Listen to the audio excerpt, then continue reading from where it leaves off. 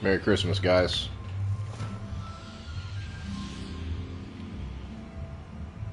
How's the CLS been? It's been pretty good, actually. All things considered. I did end up having a bit of a coolant leak, though, that I have not addressed yet in any of my videos. And Merry Christmas, that's right. Merry Christmas. So yeah, the coolant was leaking from one of the hoses, like the upper radiator hose. There's a couple little plastic bits, actually, in that whole little setup there that were kind of just falling apart because the car's old. So I ended up replacing the upper radiator hose and the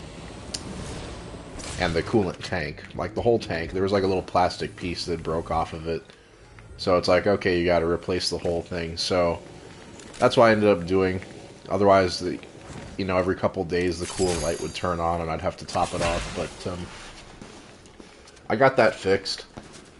Definitely, if you have a car like that, make sure that you have a German car specialist or somebody that you're comfortable with to work on those kind of cars. Don't just go to the dealership, because the dealer was going to charge me a lot more than what I paid. Let me tell you. I paid like basically a tenth almost of what the dealership was going to charge me for the exact same job too, which is wild. I know they got to make money, but holy hell. Yeah, find somebody that you are comfortable with to work on that car. And ownership is not so bad. What's crazy is the parts for these things are pretty cheap, actually. Like the parts, even at the Mercedes dealer, were actually pretty reasonably priced. They weren't anything too crazy. It's the labor. That's where they get you. What they charge per hour.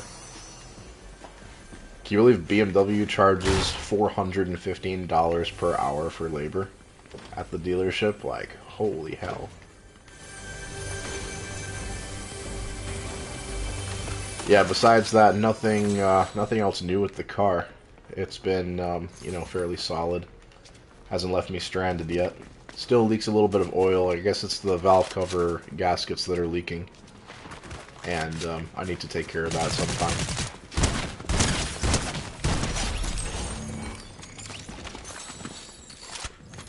And then I did end up doing a little bit of scratch removal too. So that, if you remember my first video of the car, I showed there's some scratches on it. So what I ended up doing was, before it got cold and miserable like now, I ended up doing some wet sanding. Got rid of the big scratches, and then I just, polished the rest of it. And it looks a lot better. There's still some stuff I want to hit, when it gets warmer out. A couple more little paint imperfections I want to get to. But it definitely looks better. And I even got some touch-up paint, so got some from the dealer, and then a couple little pieces on the hood and the front bumper I touched up. I'm just wondering if I should bother with this mask. You know what? I think I will today. A little bit of touch-up paint, couple little dabs, and it's looking better. But yeah, it's got 86,000 miles on it. I bought the car in late July, I think. Yeah, it was late July. So I put in 5 months I put 10,000 miles on the car. That's wild. I guess I do a lot more driving than I thought.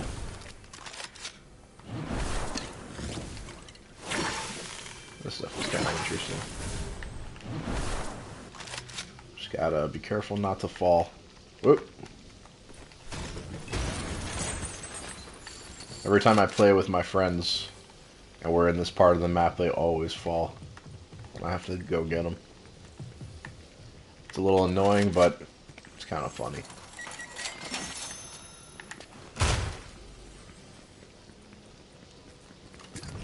Every real Fortnite player knows to talk to the NPCs. That's a pro move. How did I almost forget about this? Oh yeah, gotta collect all these little cards, these little perk card thingies. little enhancements.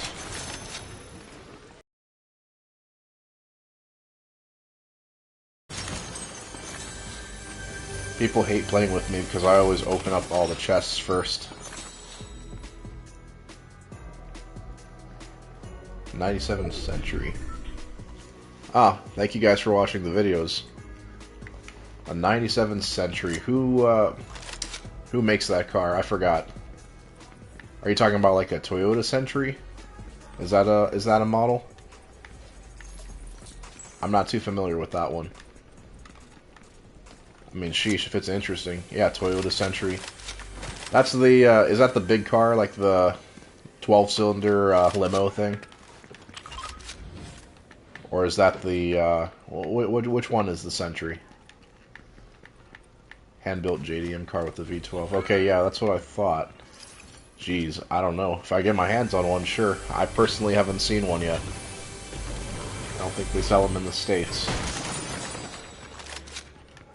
I could be wrong, but yeah, I have not seen one, so if I do, I will happily check it out. I own one, but I'm in New Mexico. Ah, man. I would love to come visit New Mexico one of these days then. It's just hard for me to travel right now, but if I had the means, I'd travel a little bit to check out an interesting car. Why not? Merry Christmas to you too.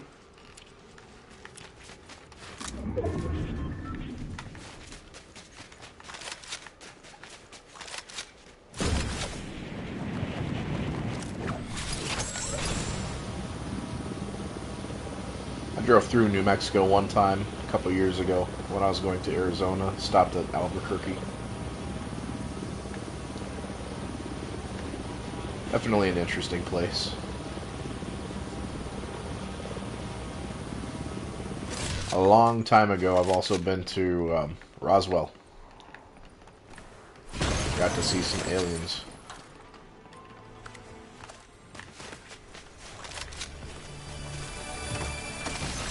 That town really capitalized on that whole incident. They got a museum, they got memorabilia and everything. Everything is alien themed over there. They love it. I guess it's kind of fun. They love their aliens. What's the most disappointing interior quality in a car you've seen? Oh, geez, I'm not really sure. I guess if I had to pick one just off my head, it would be like any new Mercedes,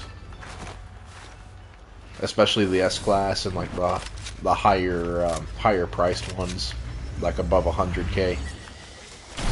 Just a little bit too plasticky for the money, in my opinion. But I'm only talking smack because they're brand new and you're paying like, you know, full boat for those cars. If they're used and they are less than half of what they cost when new, then I get it, you know. Like you can get an S-Class right now. I just reviewed one. It was under 30 grand and that interior wasn't perfect, but it's like, you know what? This is a lot of car for the money. I can forgive some of the shortcomings. I'll take it. So, to answer your question, yeah, probably just any brand new Benz. I notice BMW's been stepping up their game lately. I actually sold, what was it I sold? I sold a 540i, a brand new 540i the other day. I didn't really poke around the interior too much, but that seemed like a nice car actually. I like the screen layout and stuff on that one. Not usually a fan of all these screens in the cars, but I think BMW executed it pretty well in the new 5 Series. I kind of dig it. I'll have to review that car too.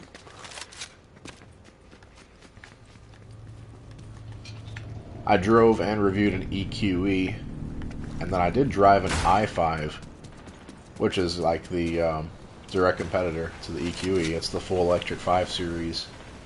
It drove pretty nice, just like the E-Class, but I thought the interior was way, well, no.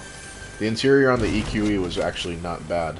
I guess what I was not really sure about was the exterior styling of the EQE. That was kind of, I don't know, it looked like an egg.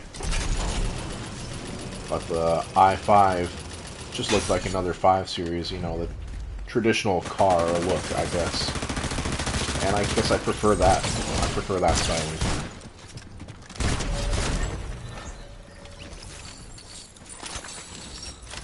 That's just me, though. I wouldn't buy either of them. Well, the interior of the EQE was not too bad, actually. Wasn't as crunchy as I was expecting.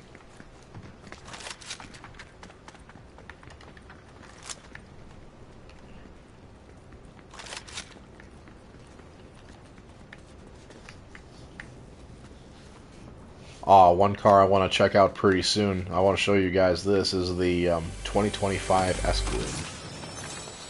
That car just got a refresh for 2025 with a new interior, new front bumpers and whatnot. But it has one massive screen that goes like all the way across the whole dash. That's interesting. I need to take a closer look at that, as well as the Escalade IQ. I did a shorts video of the Escalade IQ, S-Class and other models, and cylinder scoring issues. Yeah, I heard about that. Not as dependable as the old M113 V8 that's in my car, even though in my car it's very obviously down on power compared to the newer stuff. And then BMW and Audi models, like their twin turbo 8s, they consume oil. So it's like you can't really win. Not anymore. Ah, geez, maybe electric is the way to go. Who knows?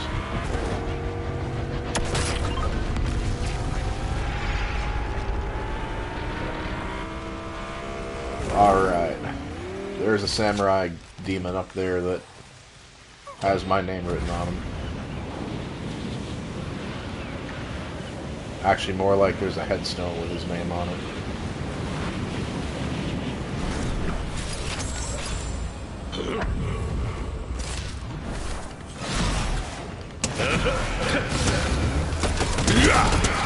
Gotta be careful here, especially when other people land.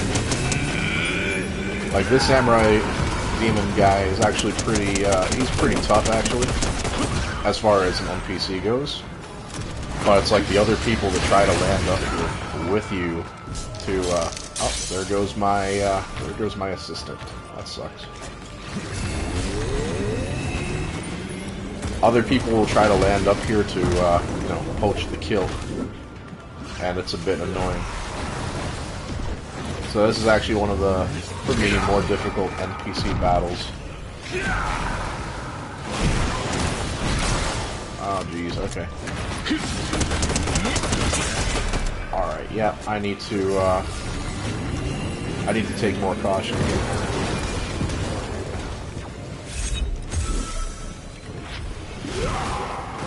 Yeah. Okay. Calm down, buddy.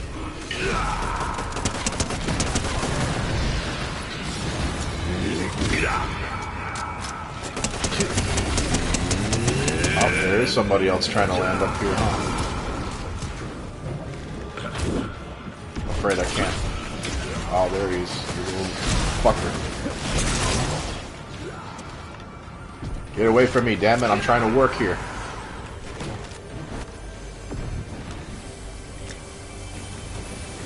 Alright. We'll just heal up a little bit. Oh no, he's coming back. It's halftime.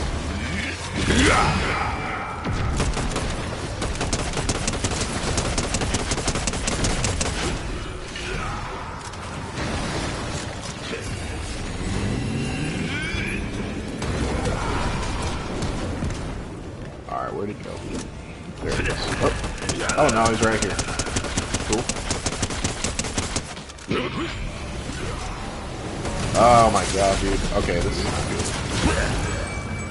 Crap. Alright, I'm gonna do this one more time, and then I actually gotta end the stream.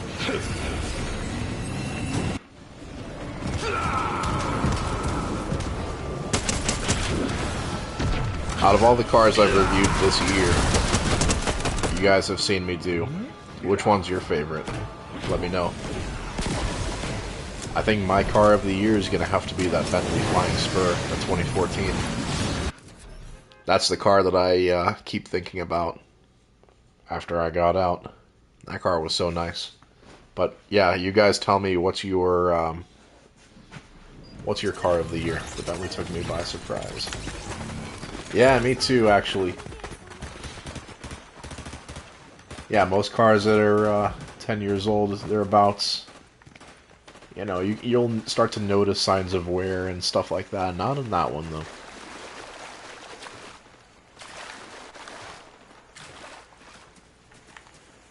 I guess with that car, it's just... what I keep thinking about is just the way it made me feel. It was a very... I don't know how to describe it. Like a very sensory experience. Like when you touch the leather, when you smell the leather and everything, it just... it makes you feel a certain type of way that you can't experience by watching videos or looking at the car online or whatever. You have to experience it. I don't know how else to describe it, but it just assaults your senses, basically. It draws you to it. I know that sounds kind of weird. But yeah, that's how I felt. It seduced me.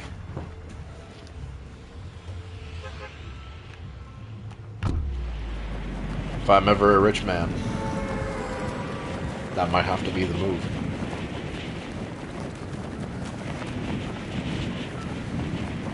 That might have to be the move.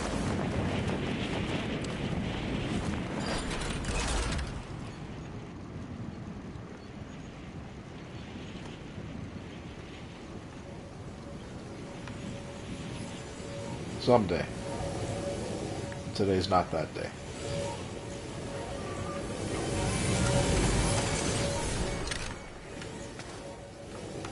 Oop.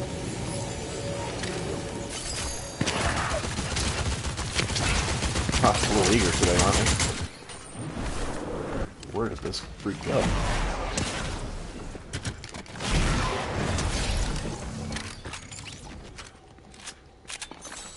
Peak performance right there, boys.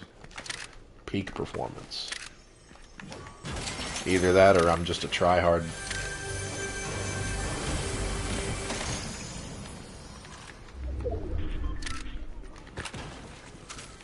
Maybe a bit of both. Let's be honest.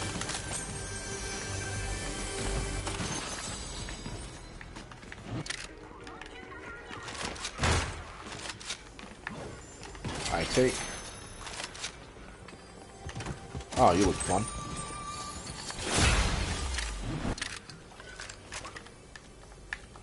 Alright. I'd say this is a good setup.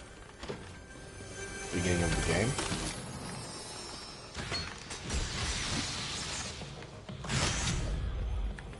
Gotta collect the infinity cards.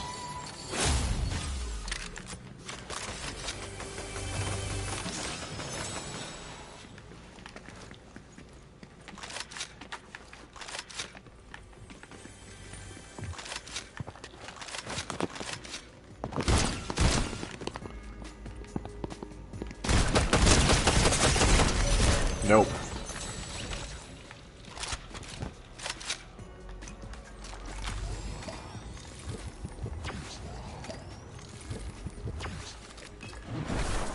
Now, where were we?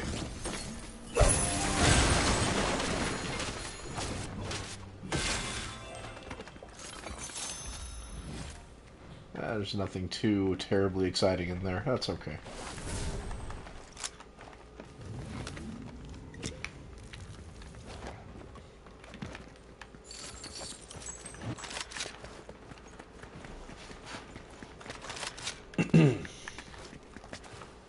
Let's see what else is around.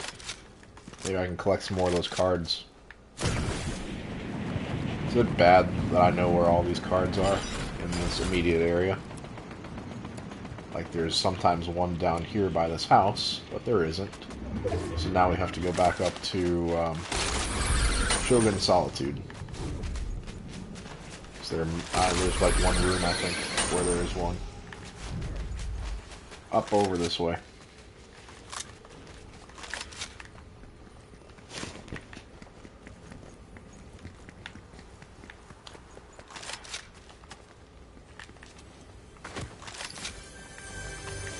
To those of you who actually play this game yourselves, what do you think of this map? This Chapter 6 map? Oh, here we go. That's kind of useless, though. Do you guys actually like this Chapter 6 map, or what? I do like the sort of Japanese touches everywhere. The theme is kind of interesting. I don't know if I like this as much as the Chapter 5 map, though. I'll be honest. You start including material review of the lower areas of the cars, like door pockets, door sills, seat buttons. Okay. Yeah, I could probably do that. Once in a while I take a look at the seat buttons, actually.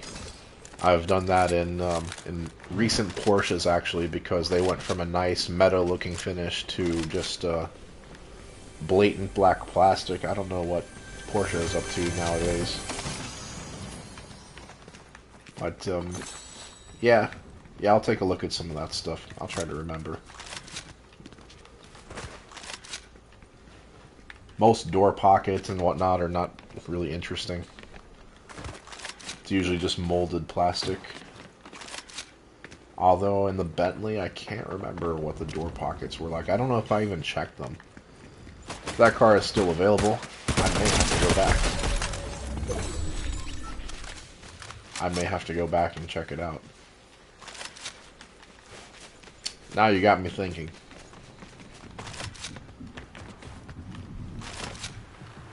Alright, enough fun over here.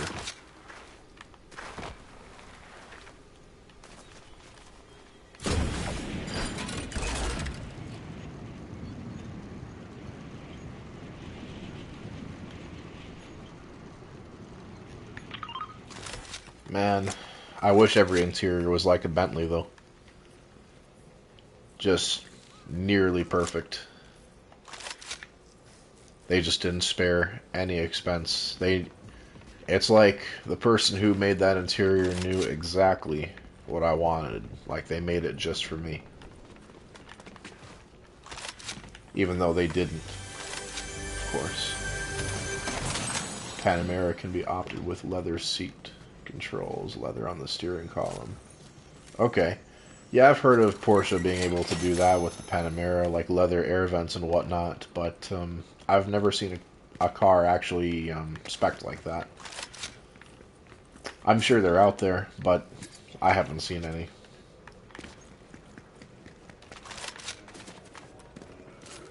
Would be interesting to take a look. I do like the Panamera actually quite a bit. Although this newest generation, the third generation car, doesn't seem all that different from the second gen. And people tell me, yeah, it is different, obviously, because it's a new generation. But I don't know, it seems more like an evolution than a revolution to me. I don't know. I remember the second gen car was very good. It's just too bad they're so expensive. They're just so hideously expensive. Gotta get one used. That's the key. But there is no other big sedan that I can immediately think of that drives as nice as the Panamera. I'm only down here because I thought I saw footsteps. Maybe not. Yeah, no car that size should drive as confidently as the Panamera does.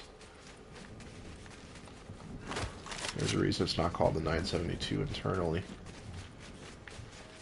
So maybe it's like an in-betweener, like it's not a facelift, like it's bigger than a facelift, but it's not like an entirely new generation. I'm not really sure.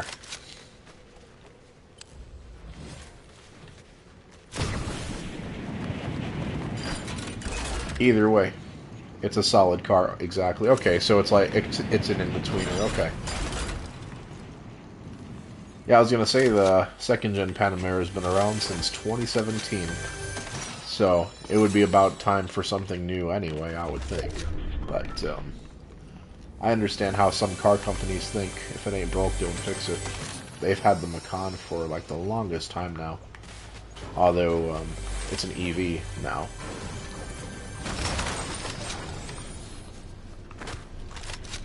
Same with other companies like Cadillac, actually. They still make a 2025 XT5. You know, their little mid-size crossover. It is the same body as it was in 2017 when it first came out. And the thing with Cadillac, though, is I think they're letting their XT series cars go a little long in the tooth on purpose. At least their XT5 and 6, because here's the thing with those cars. They still have like the little 8-inch screen that they've had since they came out. The XT4, on the other hand, has the new, like, you know, big screen that goes almost across the dash. They facelifted the XT4 to have that. Don't know why they didn't do it with the XT5 and 6. They still have the old screens. Everything is still the same. I don't know. Maybe they're trying to discourage people from buying those because they're coming out now with the electric version. So they have what's effectively the electric version of the XT5 now, which is the Lyric. And then the XT4 is going to be the Optic. And then I forgot what the XT6 is going to be. It was something that ended in an IQ. And I forgot what it is.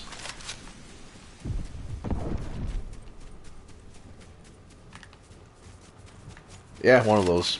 Anyway, the Lyric has a very nice interior for the money. Oh wow, this person is feisty.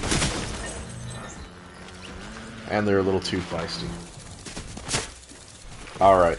Against my better judgment, I'm gonna just go one more time. But seriously, after this one, I really do have to boogie, because I made a commitment. I have to meet somebody today, so yeah, I can't be playing this all day as much as I want to. Yeah, the Cadillac Lyric has a pretty solid interior, build quality wise and material wise for the money.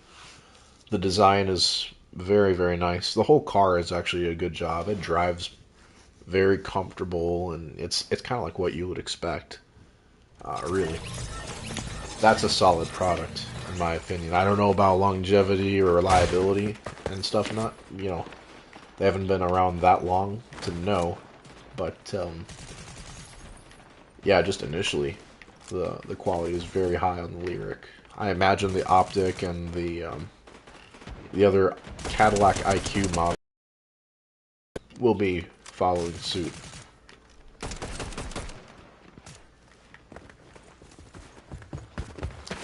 Heck, even the CT5 just got a facelift. It has the bigger screen. They should really do that with the XT5 and 6 because those are still popular. People still buy them. I don't know. I'm not inside their head.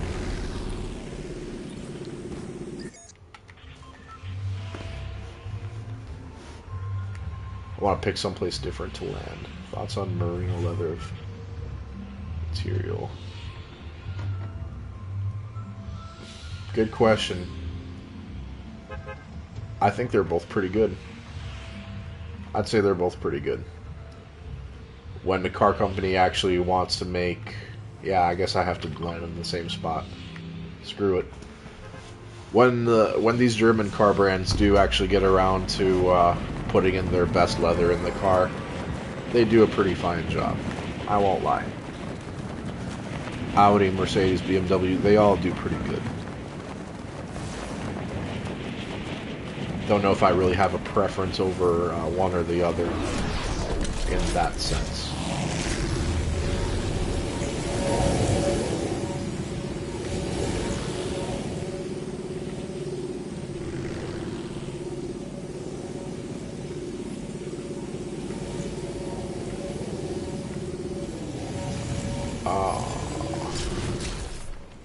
Thought that guy was gonna take my, Oh, no, wait, here it is. What the hell?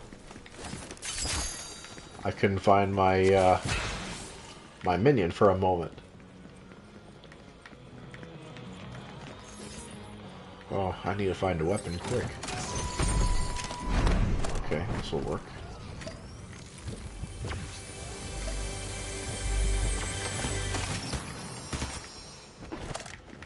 Alright. It sounds like it's go time.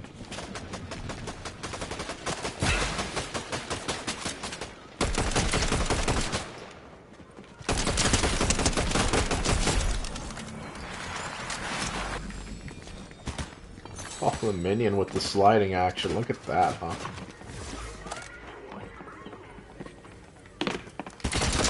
Why are you still living?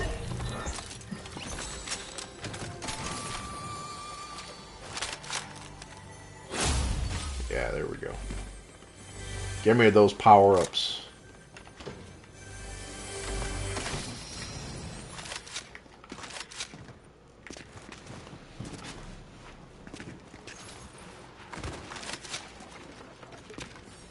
Is it bad that I spam land in the same spot all the time? Probably is. No! No! Not today.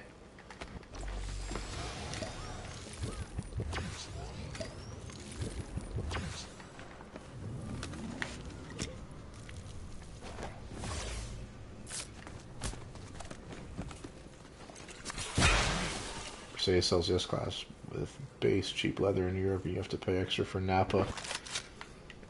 It's probably not all that different here in the U.S. I know a lot of Mercedes cars. You get MB techs for most of the interior, and then you can pay a bit more to upgrade to the Designo interior to get more leather or some exclusive colors and stuff like that. That's nothing new. You know, these German companies always find a way to nickel and dime their customers. I bet they sneer at them.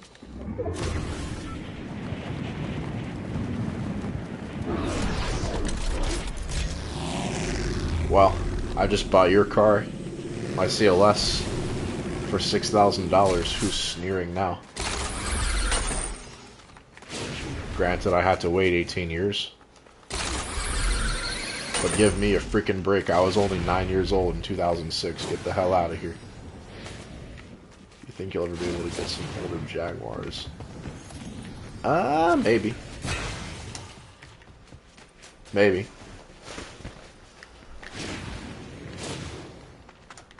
Although they're not too common. They don't really show up at the car lots too often because, well, they're not in good enough shape to sell at the car lot because they cost too much to recondition. Alright, this guy has to go down.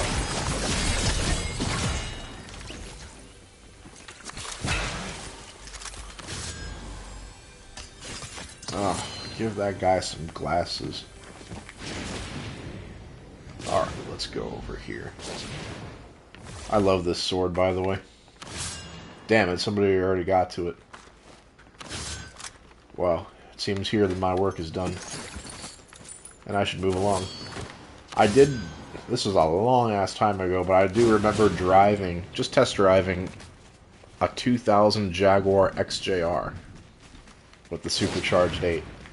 Never drove a Jaguar before that. So I was curious to try it, and I don't know, it felt like kind of a piece of shit.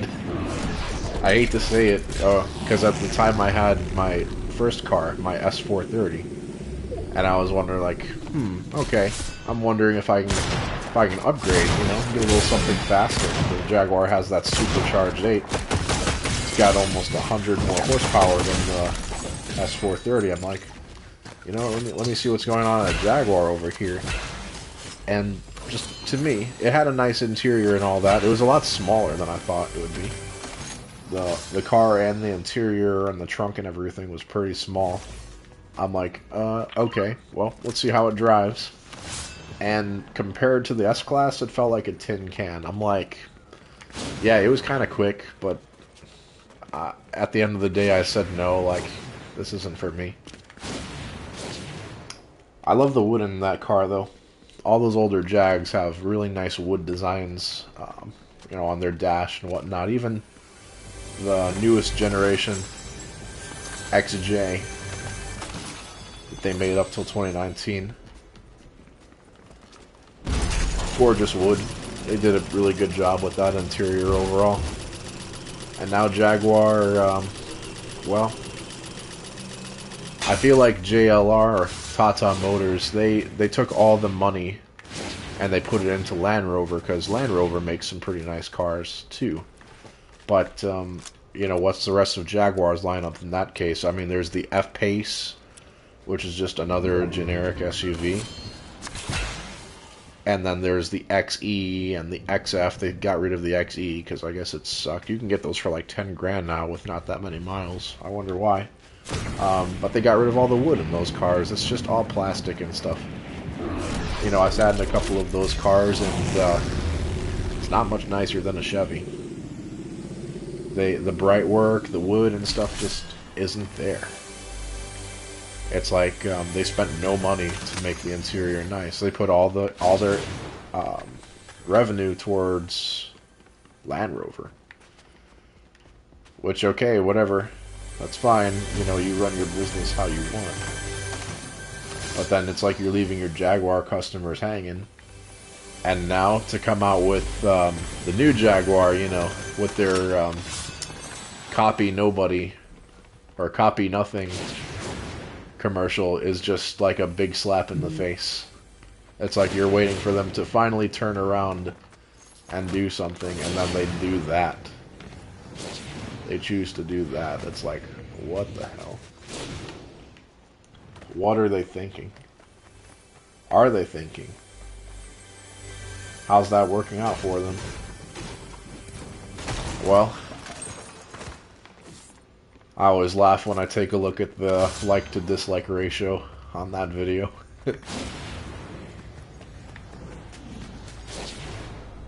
That says it all. They are now the laughing stock of the car business. Which is a shame, because I thought a couple of their cars were cool.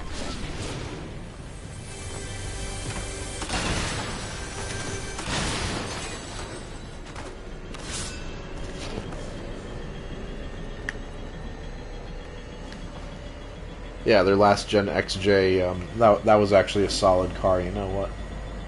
This isn't going to work out. I gotta bail. The last gen XJ, it was a 2013 XJ that I reviewed and I ended up selling. That was such a nice car. Very, very nice interior.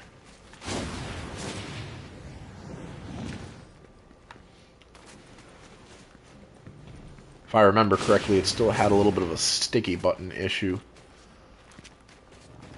But, yeah, the leather, the wood, the bright work and everything was definitely on the up and up. You don't see that anymore. They make a good product. They're kind of like GM, actually, in a way. Like, they're like General Motors and Stellantis. They have a few misses, and then when they do have a hit, then they're like, oh shit, we actually did good. Let's cancel it. Like, what kind of shit is that? All three of those companies tend to do that. Oh no, we accidentally made something good. Quick, scrap it. What kind of low expectation have an ass thinking is that?